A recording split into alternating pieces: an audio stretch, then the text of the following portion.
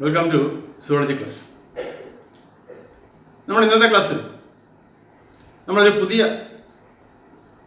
Chapter, ഒരു പുതിയ physiological ആക്ടിവിറ്റിയെ കുറിച്ചാണ് നമ്മൾ ഡിസ്കസ് ചെയ്യാൻ പോകുന്നത്. That is excretion or elimination of wastes. എന്താണ് excretion എന്നാണ് നമ്മൾ ഉദ്ദേശിക്കുന്നത്? Excretion.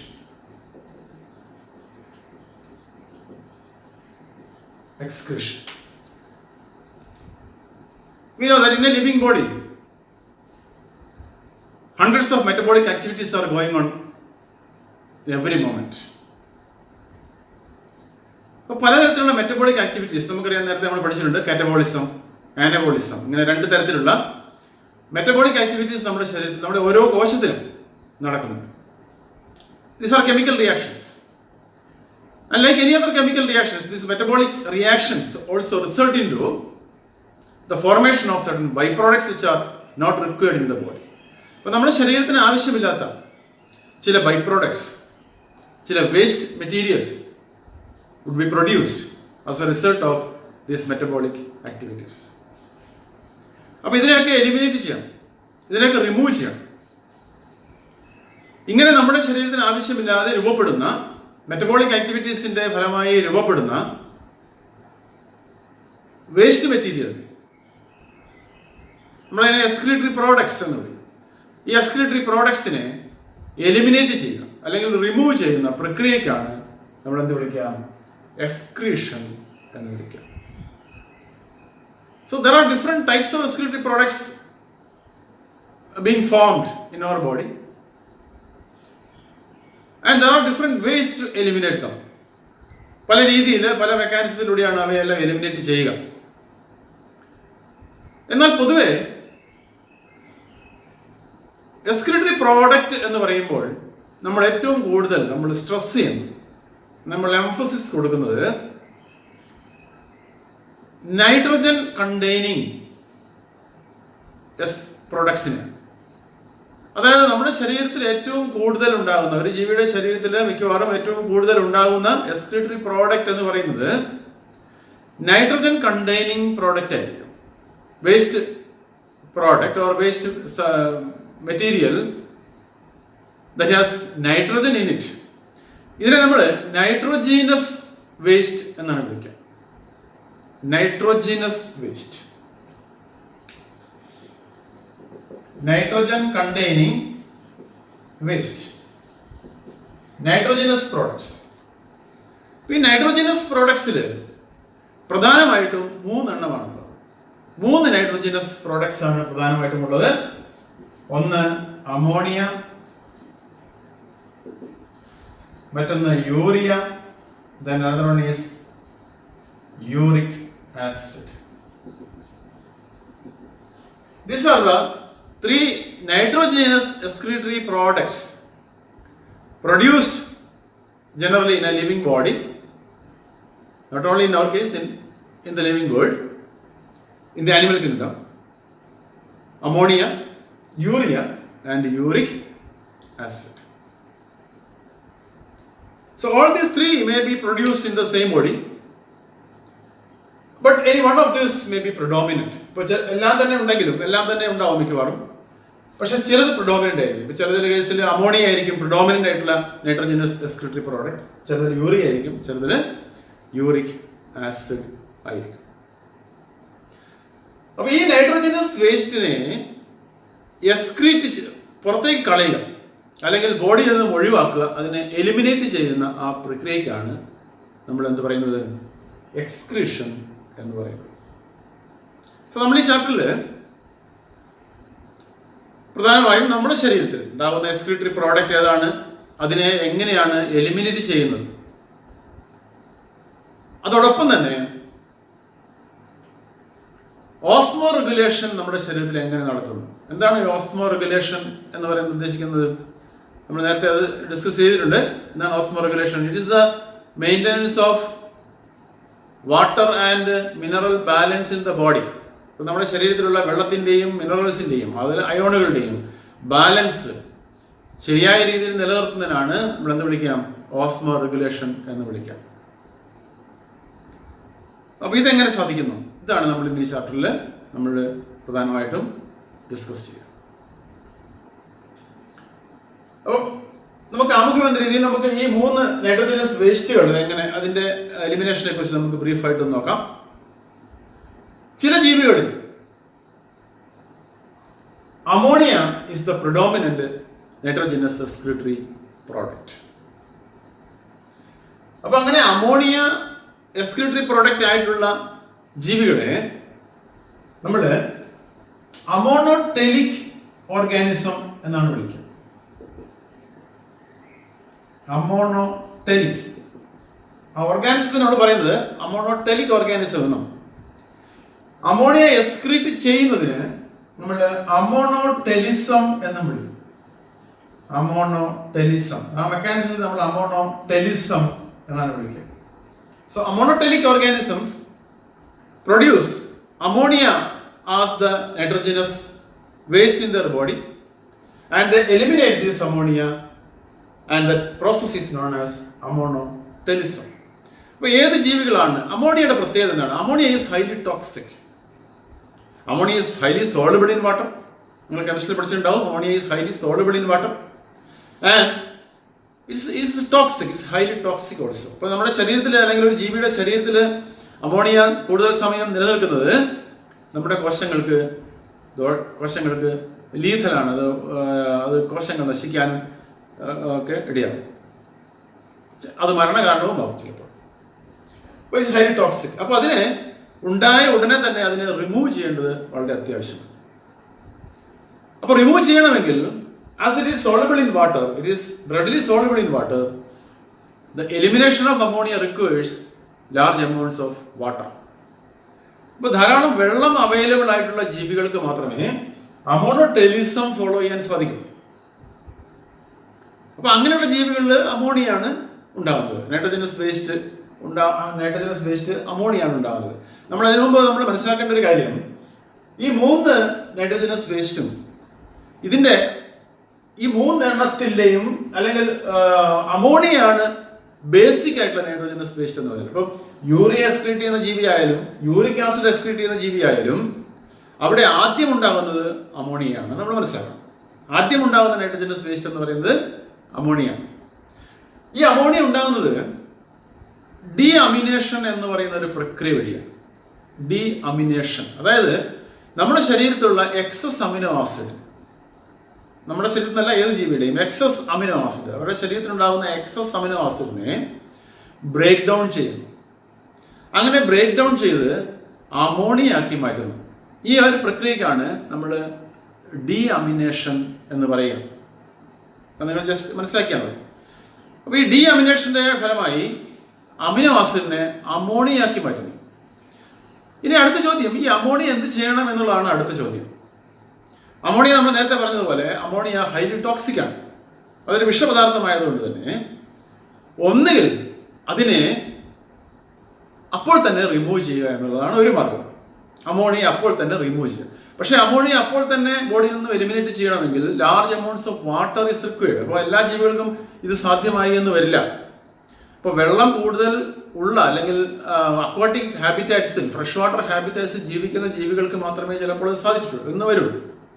കാരണം അവർക്ക് വെള്ളം ഇഷ്ടം പോലെ ഉണ്ട്, വെള്ളം അവൈലബിൾ ആണ്, water is plenty available for them, so they can remove ammonia as it is. അപ്പോൾ അങ്ങനെയുള്ള ജീവികളാണ് നമ്മളിപ്പോൾ പറഞ്ഞത് അമോണോടെലിക് ആയിട്ടുള്ള ജീവികൾ, ഫ്രഷ് വാട്ടർ ഓർഗാനിസംസ്, അതായത് ശുദ്ധജലത്തിൽ ജീവിക്കുന്ന ജീവികൾ സാധാരണയായി എന്താണ് അമോണോടെലിക് ആയിരിക്കും. എല്ലാം ആയിരിക്കണമെന്നില്ല, ഭൂരിഭാഗവും അമോണോടെലിക് ആയിരിക്കും. ദേ follow അമോണോടെലിസം because they can readily remove this ammonia as they are formed, as it is formed by the process of deamination. Okay.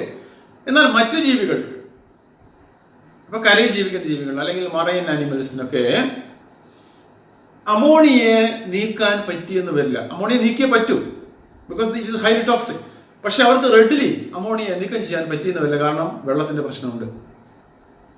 അപ്പോൾ അമോണിയയെ എന്താക്കി മാറ്റും? ഒന്നുകിൽ യൂറിയ ആക്കി മാറ്റും, അല്ലെങ്കിൽ യൂറിക് ആസിഡ് ആയിട്ട് കൺവേർട്ട് ചെയ്യും. Because they are less toxic. അപ്പോൾ ഇതിൽ urea is less toxic than ammonia and uric acid is still less toxic than urea. അപ്പോൾ ഇതിൽ ഏറ്റവും ലീസ്റ്റ് ടോക്സിക് എന്ന് പറയുന്നത് യൂറിക് ആസിഡും മോസ്റ്റ് ടോക്സിക് എന്ന് പറയുന്ന അമോണിയമാണ്. അപ്പോൾ അതിൻ്റെ സാഹചര്യം അനുസരിച്ച് അമോണിയയെ ഒന്നുകിൽ യൂറിയ ആക്കിയോ അല്ലെങ്കിൽ യൂറിക് ആസിഡ് ആക്കിയോ കൺവേർട്ട് ചെയ്യും. അപ്പോൾ യൂറിയ ആയിട്ടാണ് കൺവേർട്ട് ചെയ്യുന്നതെങ്കിൽ it is less toxic than ammonia. So urea can be retain in the body four A longer period. അപ്പോൾ പതുക്കെ ബോഡിയിൽ നിന്ന് നീക്കം ചെയ്താൽ മതിയാവും. ഇനി യൂറിക് ആസിഡ് ആണെങ്കിൽ ഇറ്റ് സ്റ്റിൽ ലെസ് ടോക്സിക്. അത് കുറെ കൂടി റീറ്റെയിൻ ചെയ്താൽ കുഴപ്പമില്ല. അതുകൊണ്ട് അത് യൂറിക് ആസിഡാക്കി മാറ്റി പതുക്കെ ശരീരത്തിൽ നിന്ന് റിമൂവ് ചെയ്താലും കുഴപ്പമില്ല. അപ്പോൾ depending upon the condition, depending upon the features of the habitat where the organism lives, especially water availability in the habitat where the organism lives, either ammonia, urea or uric acid may be eliminated, may be formed in the body of the organisms. അപ്പോൾ നമ്മൾ ആദ്യം പറഞ്ഞ പോലെ ശുദ്ധജലത്തിൽ ജീവിക്കുന്ന fresh water organisms ആണ് സാധാരണ ammonia eliminate ചെയ്യുക. നമ്മൾ അവയെ അമോണോടെലിക് ഓർഗാനിസം എന്ന് വിളിക്കും. And the mechanism is അമോണോടെലിസം. They have plenty of water or plenty of water is available for them. So they can easily dissolve this ammonia in the water and eliminate easily. So for them it is not a problem. But in certain animals, especially land organisms, terrestrial organisms, നമ്മൾ അടക്കമുള്ള terrestrial ഓർഗാനിസത്തെ സംബന്ധിച്ചിടത്തോളം ammonia വെള്ളത്തിൽ ലയിപ്പിച്ച് കളയുക എന്ന് പറയുന്നത് അത്ര എളുപ്പമുള്ള കാര്യമല്ല. കാരണം നമ്മൾ വെള്ളത്തിലല്ല ജീവിക്കുന്നത്. നമുക്ക് മോഡറേറ്റ്, നമ്മൾ we are living in a moderate conditions of water. നമ്മൾ വെള്ളമുണ്ട്, നമ്മൾ കുടിക്കുന്നുണ്ട്, അല്ലാതെ അധികമൊന്നും നമുക്ക് വെള്ളമില്ല. അങ്ങനെ വെള്ളം സ്പെൻഡ് ചെയ്യാൻ നമുക്ക് സാധിക്കില്ല നമ്മളെപ്പോലുള്ള ജീവികൾ. ഇപ്പോൾ ആംഫീബിയൻസ്, അതുപോലെ നമ്മൾ ഹ്യൂമൻ ബീയിങ്സ്, അതുപോലെ ചില ഫിഷസ്, ഇങ്ങനെയുള്ള ജീവികളിലൊക്കെ മറൈൻ ഫിഷസ്, മറൈൻ ഓർഗാനിസംസ്, ഇവരിലൊക്കെ ammonia would be converted to urea. അപ്പോൾ അമോണിയ എന്താക്കി കൺവേർട്ട് ചെയ്യുന്നു? യൂറിയ ആക്കി കൺവേർട്ട് ചെയ്യുന്നു. Because it is less toxic and can be retain in the body for longer period. ഈ urea is also water soluble. അപ്പോൾ അതിന് പക്ഷേ കുറച്ച് വെള്ളം മതി, അത് എലിമിനേറ്റ് ചെയ്യാൻ കുറച്ച് വെള്ളം മതി. When urea gets dissolved in the water it forms A urine. അപ്പോൾ യൂറിൻ്റെ രൂപത്തിൽ ഇതിനെ പുറത്തേക്ക് കളയും. അപ്പോൾ വെള്ളത്തിൽ യൂറിൻ ഡിസോൾവ് ചെയ്താൽ നമ്മൾ യൂറിൻ എന്ന് വിളിക്കും, യൂറിയ ഡിസോൾവ് ചെയ്താൽ യൂറിൻ എന്ന് വിളിക്കും. അപ്പോൾ അങ്ങനെ യൂറിൻ്റെ രൂപത്തിൽ അതിനെ പുറത്തേക്ക് വിടും. അപ്പോൾ മനുഷ്യ അടക്കമുള്ള ടെറസ്ട്രിയൽ ഓർഗാനിസംസ്, അതുപോലെ മറൈൻ ഓർഗാനിസംസ് ഒക്കെ ചെയ്യുന്നത് അങ്ങനെയാണ്. എല്ലാ ടെറസ്ട്രിയൽ ഓർഗാനിസംസും അല്ല. ഇനി വളരെ ഡ്രൈ കണ്ടീഷൻസിൽ ജീവിക്കുന്ന ജീവികൾ, നമുക്കറിയാം ഡിസേർട്ട് ഓർഗാനിസംസ്, മരുഭൂമിയിൽ ജീവിക്കുന്ന ജീവികൾ. അവർക്ക് വെള്ളം കിട്ടാനില്ല, വല്ലപ്പോഴുമായിരിക്കും അവർക്ക് വെള്ളം കിട്ടുക. ഇനി മരുഭൂമിയിൽ അല്ലെങ്കിൽ കൂടി നമുക്കറിയാം നമ്മുടെ പ്രദേശത്ത് ജീവിക്കുന്ന ലിസാർഡ്സ്, ബേർഡ്സ്, ഇവയ്ക്കൊക്കെ വെള്ളം ഇവർക്ക് ഉപയോഗിക്കാറില്ല, അധികം വെള്ളം കുടിക്കാറില്ല. പക്ഷികളൊക്കെ വെള്ളം വളരെ അപൂർവമായിട്ട് കുടിക്കുമല്ലോ. ഭക്ഷണത്തിൽ കൂടി കിട്ടുന്ന വെള്ളമാണ് അവർ പ്രധാനമായിട്ടും ഉപയോഗിക്കുക. ലിസാർഡ്സ്, റെപ്റ്റൈൽസിൽ പ്രധാനം, ആർത്രോപോഡ്സ്. അപ്പോൾ ഇങ്ങനെയുള്ള വിഭാഗത്തിൽപ്പെട്ട ജീവികൾ വെള്ളം കുറഞ്ഞ സാഹചര്യങ്ങളിൽ അല്ലെങ്കിൽ വെള്ളം കുറവുള്ള വെള്ളം കുറച്ച് ഉപയോഗിക്കുന്ന ഒരു സ്വഭാവ രീതിയാണ് ഇവർക്കുള്ളത്. അതുകൊണ്ട് അവർ ഇങ്ങനെ അവരുടെ ശരീരത്തിൽ ഉണ്ടാകുന്ന അമോണിയയെ യൂറിക് ആസിഡ് ആക്കി കൺവേർട്ട് ചെയ്തു. Uric acid is insoluble in water. അപ്പോൾ യൂറിക് ആസിഡ് വെള്ളത്തിൽ ലയിക്കില്ല. അതുകൊണ്ട് വെള്ളത്തിൻ്റെ ആവശ്യമില്ല, അത് എലിമിനേറ്റ് ചെയ്യാൻ വെള്ളത്തിൻ്റെ ആവശ്യമില്ല. They eliminate this uric acid along with undigested matter. അപ്പോൾ ജനറലി അവർ ഈ യൂറിക് ആസിഡ് എലിമിനേറ്റ് ചെയ്യുന്നത് അൺഡൈജസ്റ്റഡ് മാറ്ററിൻ്റെ രൂപത്തിൽ ആയിരിക്കും. അപ്പോൾ ലെസ് ടോക്സിക് ആണ്, ലീസ്റ്റ് ടോക്സിക് ആണ്, വെള്ളത്തിൽ ലയിക്കില്ല, അതുകൊണ്ട് വെള്ളത്തിൻ്റെ ആവശ്യമില്ല. അൺഡൈജസ്റ്റഡ് മാറ്ററിൻ്റെ കൂടെ യൂറിക് ആസിഡിനെ പുറത്തേക്ക് കളയാൻ അവർക്ക് സാധിക്കും. ഓക്കെ, അപ്പോൾ യൂറിക് ആസിഡ്. ഇനി യൂറിയ എക്സ്ക്രീറ്റ്, നേരത്തെ പറഞ്ഞ യൂറിയ എക്സ്ക്രീറ്റ് ചെയ്യുന്ന ജീവികൾക്ക് നമ്മൾ യൂറിയോടെലിക് ഓർഗാനിസം എന്ന് വിളിക്കും. Ureotelic organism.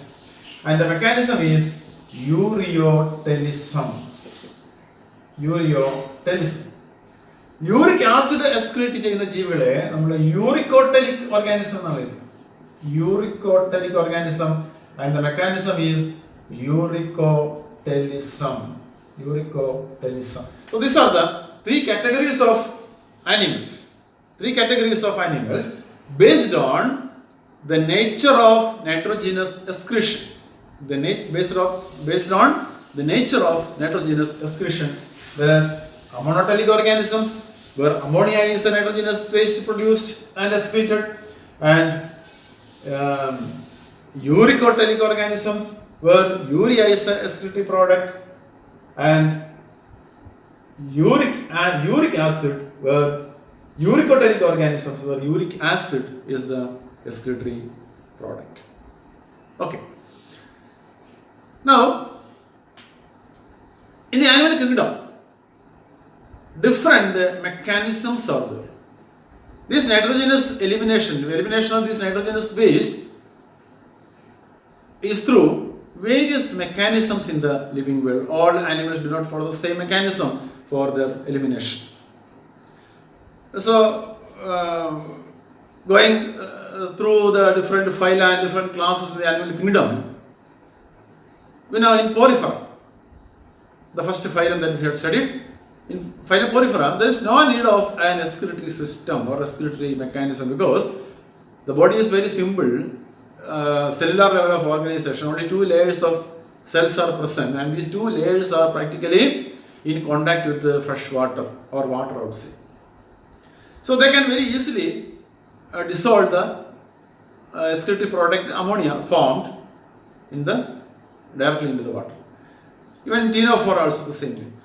Coming to the Platyhelminthes, the excretory products first appear in the phylum Platyhelminthes, where we have seen that flame cells are the excretory or structures. Flame cells are the excretory structures. Okay.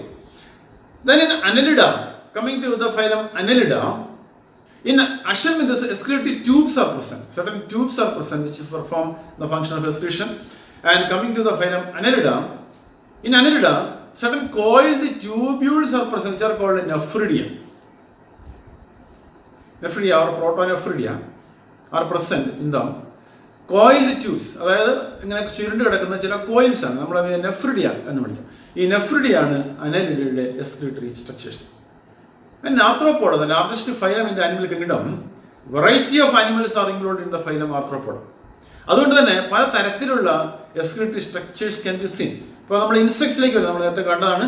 ഇൻസെക്ട്സിലേക്ക് വരുമ്പോൾ ഇൻസെക്ട്സിൽ എന്താണ് excretory structures? Malpighian tubules are the excretory structures in insects in the phylum Arthropoda. And in some other organisms, green glands are there, antennal glands or green glands are there, coxal glands are there. So, like structures are present as excretory structures. And echinodermatid mollusca.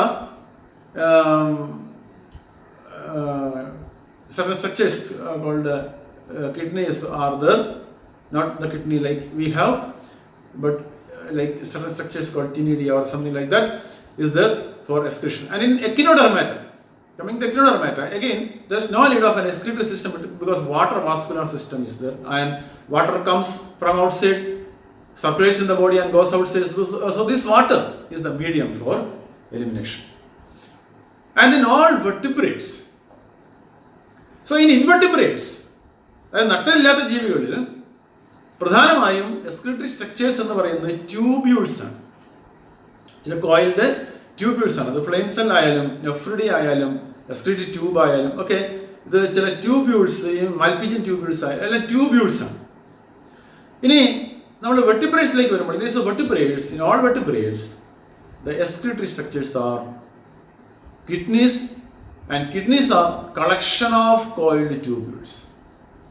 Kidneys ആയാലും അത് tubules തന്നെയാണ്, collection of coiled tubules ആണ്. നമ്മൾ ഇതിനെ പഠിക്കും. Collection of coiled tubules ആണ്. So അതൊരു ഓർഗനായിട്ട് സ്ഥിതി ചെയ്യുന്നു, കിഡ്നീസ് എന്ന് പറയും. അപ്പോൾ വെർട്ടിബ്രേറ്റ്സിൽ kidneys are the excretory structures. Okay, അപ്പോൾ നമ്മുടെ ഈ ചാപ്റ്ററിൽ ആസ് യൂഷ്വൽ നമ്മുടെ ഹ്യൂമൻ ഫിസിയോളജിയാണ് ഡീൽ ചെയ്യുന്നത്. So elimination of nitrogenous waste നമ്മുടെ ഹ്യൂമൻ ബീയിങ്ങിന് കൂടുതൽ എംഫസിസ് കൊടുത്തുകൊണ്ടാണ് നമ്മൾ ഈ ചാപ്റ്ററിൽ നിന്ന് പഠിക്കാം. So let us see excretion in human being, and in human being there is an excretory system. Excretory system is there, and the excretory system consists of excretory system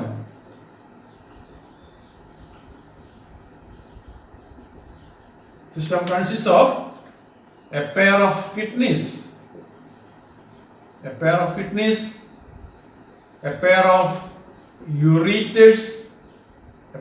ureters, and a urinary bladder,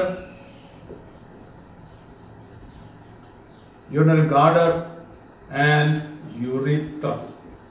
So these are the components of our excretory system: a pair of kidneys, ureters, urinary bladder, and urethra, as you can see in the diagram. Okay, so let us see about each one. A pair of kidneys are present in the abdominal cavity. A pair of kidneys are present in the abdominal cavity. They are reddish brown in color, bean shaped. They are bean shaped. പയറുമണിയുടെ ഏകദേശം പയറുമണിയുടെ ആകൃതിയിലുള്ള reddish brown കളറുള്ള structures ആണ് kidneys എന്ന് പറയുന്നത്. Their position എവിടെയാണ്? Abdominal cavity. Of course, it is in the abdominal cavity, and it is situated between the first thoracic vertebrae and third lumbar vertebrae. എന്താണ് ഈ thoracic vertebrae, lumbar vertebrae? നിങ്ങൾ വേറെ ചാപ്റ്ററിൽ, അടുത്ത ചാപ്റ്ററിൽ നിങ്ങൾ ഇത് പഠിക്കും. ലോക്കോമോഷൻ മൂവ്മെന്റ്സ് എന്ന ചാപ്റ്റർ അതായത് നിങ്ങൾ പഠിക്കും. നമ്മുടെ വെർട്ടിബ്രൽ കോളത്തെ 5 റീജിയൻസ് ആയിട്ട് തിരിച്ചിട്ടുണ്ട്. വെർട്ടിബ്രൽ കോളത്തെ 5 റീജിയൻസ് ആയിട്ട് തിരിച്ചിട്ടുണ്ട്. First region is thoracic region. First region is the cervical region. Next is the thoracic region. Then there is a lumbar region. അതുപോലെ sacral region is there, a coccygeal region is there. അപ്പോൾ ഇങ്ങനെ 5 regions ആയിട്ട് തിരിച്ചിട്ടുണ്ട്. ഇതിൽ last thoracic vertebrae-ക്കും third lumbar വെർട്ടിബ്രയ്ക്കും ഇടയിലുള്ള ഒരു സ്ഥലത്താണ് നമ്മുടെ കിഡ്നി സ്ഥിതി ചെയ്യുന്നത്. ഏകദേശം ഈ ഭാഗത്തായിട്ടാണ് കിഡ്നി സ്ഥിതി ചെയ്യുക. അപ്പോൾ ലാസ്റ്റ് thoracic vertebrae-ക്കും തേർഡ് ലംബാർ വെർട്ടിബ്രയ്ക്കും ഇടയിലുള്ള ഒരു സ്ഥലത്തായിട്ടാണ് കിഡ്നി സ്ഥിതി ചെയ്യുക. And the kidney is positioned to the dorsal side of the abdominal cavity. അപ്പോൾ സാധാരണ നമ്മൾ ഇന്റേണൽ ഓർഗൻസ് ഒക്കെ ടുവേഴ്സ് ദ വെൻട്രൽ സൈഡ്, ഇപ്പോൾ സ്റ്റമക്ക് ആയാലും ഒക്കെ വെൻട്രൽ സൈഡിലേക്കാണ് കൂടുതൽ വരിക. ഇത് ഡോർസൽ സൈഡിലേക്ക്, ഇതാണ് നമ്മുടെ ഡോർസൽ സൈഡ്. അപ്പോൾ ഡോർസൽ സൈഡിലേക്ക് പ്രസ് ചെയ്തിട്ട് അബ്ഡോമിനൽ ക്യാവിറ്റിയിലെ ഡോർസൽ വാളിനോട് പ്രസ് ചെയ്തിട്ട് on neither side of the vertebral column it is situated. Okay, അപ്പോൾ അതിൻ്റെ സൈസ് എന്ന് പറയുന്നത് 10 മുതൽ 12 സെൻറ്റിമീറ്റർ വരെ ലോങ് ആണ്. അതിൻ്റെ ഭാരം 120-170 ഗ്രാം ഭാരം അതിനുണ്ട്. അപ്പോൾ ഇങ്ങനെയാണ് അത് സ്ഥിതി ചെയ്യുക. അപ്പോൾ കിഡ്നി നിങ്ങൾക്ക് ഇവിടെ ഡയഗ്രത്തിൽ കാണുന്ന പോലെ തന്നെ it's A been shaped structure and it has A notch here. ഇവിടെ ഒരു ഡിപ്രഷൻ കാണാം, അവിടെ ഒരു നോച്ച് ഓഫ് ദ കിഡ്നി എന്ന് വിളിക്കും. നോച്ച് ഇവിടെ നിന്നാണ്, ഈ നോച്ചിൽ നിന്നാണ് യുറീറ്റർ പുറപ്പെടുക. നിങ്ങൾക്ക് ഡയഗ്രത്തിൽ നിങ്ങൾക്ക് കാണാം, ഇവിടെ യുറീറ്റർ പുറപ്പെടുന്നത് ഈ നോച്ചിൽ നിന്നാണ്. അതുപോലെ തന്നെ കിഡ്നിയുടെ മുകൾ ഭാഗത്തായി ഒരു ഗ്ലാൻഡ് കാണാൻ സാധിക്കും. And this gland is here, one gland is like a cap on the kidney, and this gland is called adrenal gland. This is endocrine gland and it produces certain hormones. Adrenal gland. Okay. So, ഓരോ കിഡ്നിയിൽ നിന്നും ഓരോ ureter പുറപ്പെടുന്നു. ആ ureter രണ്ടും നിങ്ങൾക്ക് ചിത്രത്തിൽ കാണുന്ന പോലെ തന്നെ ഒരു ബ്ലാഡറിലേക്ക് ഓപ്പൺ ചെയ്യുന്നു, ഒരു യൂറിനറി ബ്ലാഡറിലേക്ക് ഓപ്പൺ ചെയ്യുന്നു. And the urinary bladder opens out through urethra, through which the urine passes out. Urethra. Okay, നമ്മൾ കിഡ്നിയുടെ ഇന്റേണൽ സ്ട്രക്ചറിലേക്ക് കടന്നാൽ നമുക്കറിയാം, ഇവിടെ each kidney is enclosed in a capsule. ഒരു ക്യാപ്സ്യൂളിനുള്ളിലാണ് കിഡ്നി എൻക്ലോസ് ചെയ്തിരിക്കുന്നത്. ഈ ക്യാപ്സ്യൂളിനെ നമ്മൾ റീനൽ ക്യാപ്സ്യൂൾ എന്ന് വിളിക്കും. So kidney is situated, each kidney is situated within this capsule. This is called a renal capsule. And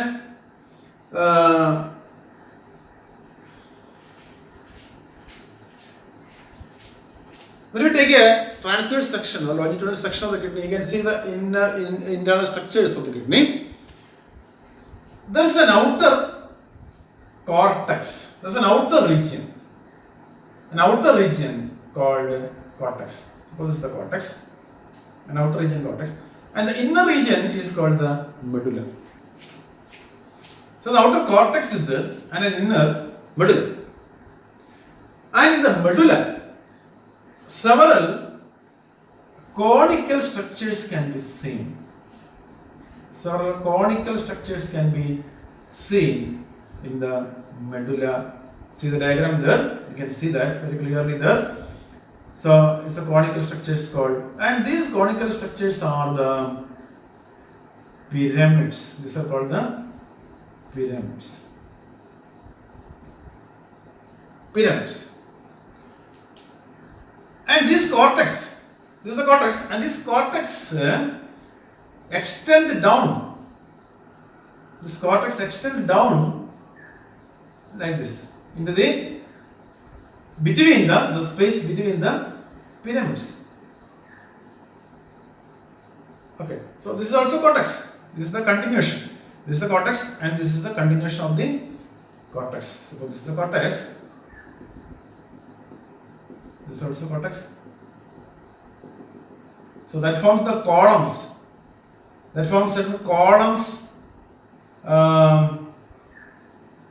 between these pyramids, and these columns are called columns of Bertini. Column of Bertini. Column of Bertini. Okay. Then these pyramids open into a structure called a calyx. This open into a structure called a calyx. This is called a calyx. And the calyx open into an open space. All these calyces, calyx is singular, calyces plural. All these calyces open into an open space here, and this open space is called the pelvis. Pelvis. Actually, the ureter takes its origin. The ureter takes its origin from this pelvis. Okay. So urine is formed in the pyramids. That you will study later. And the formed urine is emptied into this pelvis through the calyx, and from the calyx it is carried away to the urinary bladder through this ureter. This is the ureter. Okay. So this is the internal structure of the kidney. And these pyramids contain so many tubules called tubules. Okay. About that we'll study in the next class. We shall wind up the class here.